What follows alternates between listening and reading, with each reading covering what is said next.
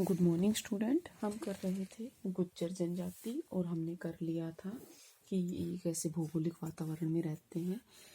कल एक वर्ड आया था कि मौसम बदलते ही ये लोग क्या करते हैं, आर्थिक क्रियाओं के लिए ऋतु प्रवास कर जाते हैं और इसको क्या बोलते हैं, ऋतु प्रवास। क्या बोलते हैं इसको, ऋतु,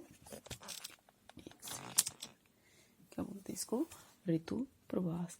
ये ऋतु प्रवास होता क्या है, क्या होता है ये ऋतु प्रवास, ये करना है हमें।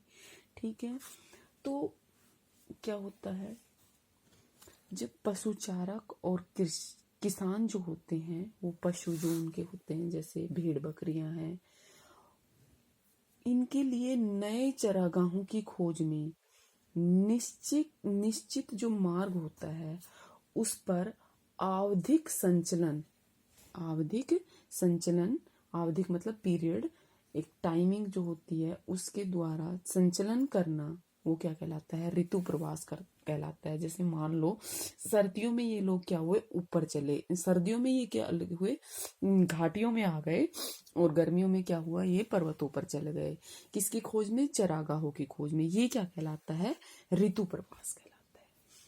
पर्वतीय क्षेत्रों में क्या होता है, मौसम के अनुसार, ठीक है, जो चरागाह है वो उपलब्ध होते हैं।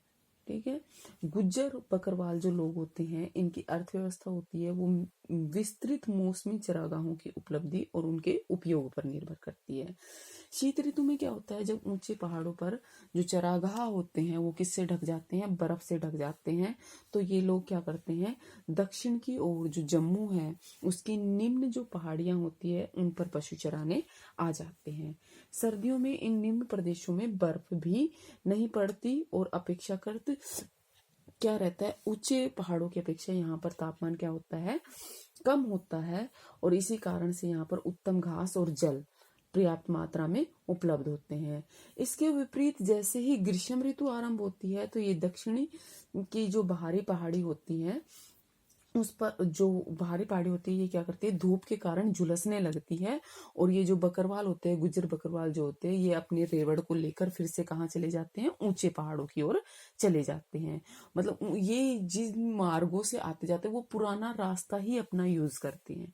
ठीक है, अप्रैल में 2000 मीटर की ऊंचाई पर बर्फ पिघल जाती है और वहां पर जो नई और पौष्टिक घास होती है वो विकसित हो जाती है। और इस प्रकार ये लोग क्या करते हैं, सितंबर के महीने में कम ऊंचाइयों की ओर उतरना शुरू कर देते हैं, और अप्रैल के मतलब लास्ट में या थर्ड वीक में ये क्या करते हैं, ऊपरी भाग की ओर कूच करना प्रारंभ कर दें, मतलब चढ़ना शुरू कर देते हैं।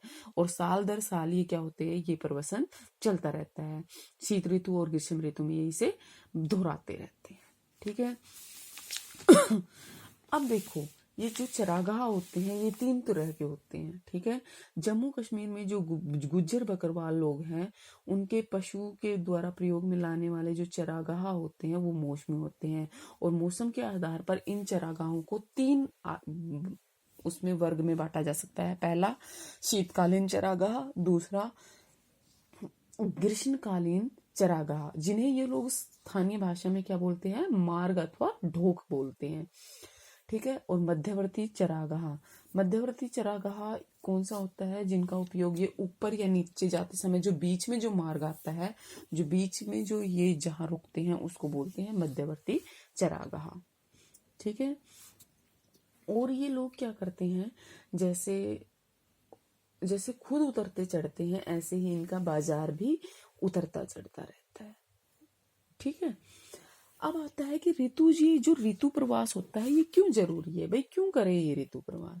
तो क्या होता है कि एक जलवायु प्रदेश से दूसरे जलवायु प्रदेश में जो मौसम का प्रभाव होता है, ये जो कभी खत्म नहीं होने वाला सिलसिला होता है, वो वास्तव में क्या होता है, धरातलीय और जलवायु जो विषमताएं होती हैं उनके प्रति मानव का जो रिस्पॉन्स है वो है। ठीक है, कम से कम 3 बातें ऐसी होती है जो ऋतु प्रवास के लिए अनिवार्य होती है, जो ऋतु प्रवास को अनिवार्य बनाती है।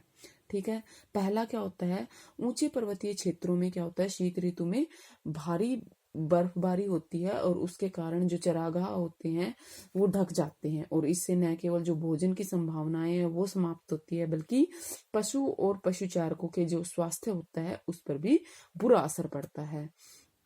ठीक है। यदि ये चरागाह ग्रीष्म ऋतु मतलब जम्मू की तप्त पहाड़ियों पर बितानी पड़े तो 40 डिग्री सेल्सियस तापमान में भेड़ बकरियां अगर गर्मी से भूखी अगर गर्मी से नहीं तो भूख से जरूर मर जाएंगी। क्यों? क्योंकि वहां पर खाने के लिए उनको कुछ नहीं मिलेगा।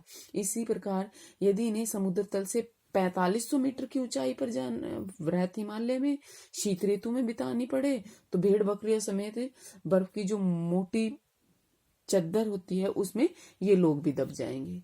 ठीक है। दूसरा क्या होता है, मौसमी प्रवास चरागाहों के जो विस्तार होता है, जो चारा पानी की आपूर्ति होती है उसको सुनिश्चित करता है। तीसरा क्यों करते हैं, चाहे इन लोगों को हर मौसम में घास उपलब्ध हो तो भी इनको पशुओं के लिए क्या करना पड़ता है, घूमना पड़ता है, जो इनकी आर्थिक बाध्यता है। ठीक है। अब होता है कि ऋतु प्रवास के मार्ग क्या है और इनकी दिक्कतें क्या है, ये इतना जरूरी नहीं है।